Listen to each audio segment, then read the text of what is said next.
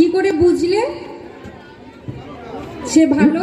Result করেছে ভালো, সবাই তো রেজাল্ট করলেই ভালো বলে, র্যাঙ্ক করেছে। আচ্ছা, তুমি বলতে চাইছো যে ভালো গান করে, যে ভালো আবৃত্তি করে, যে ভালো লেখে বা নাচে বা সাঁতার কাটে বা অন্যের বিপদে ঝাঁপিয়ে পড়ে, তারা কেউ ভালো ছেলে বা মেয়ে নয়? না না, এভাবে তো ভেবে দেখিনি। আমরা সাধারণত রেজাল্ট ভালো করলেই তাকে ভালো বলি। দাঁড়াও দাঁড়াও, ভাবতে হচ্ছে। তুমি বলতে চাইছো যারা এর বাইরেও গান গায়, আবৃত্তি করে, তারাও ভালো ছেলে মেয়ে?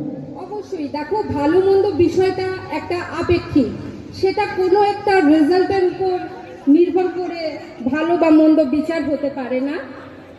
যাই হোক, আমরা দ্বিধাদ্বন্দ্ব ঝগড়া বিবাদ না করে আমরা এই দ্বিধাদ্বন্দ্ব মেটাতে বৃষ্টির শরণাপন্ন হই। আমরা মঞ্চে স্বাগত জানাচ্ছি বৃষ্টি দেবনাথকে। তুমিও বলবে।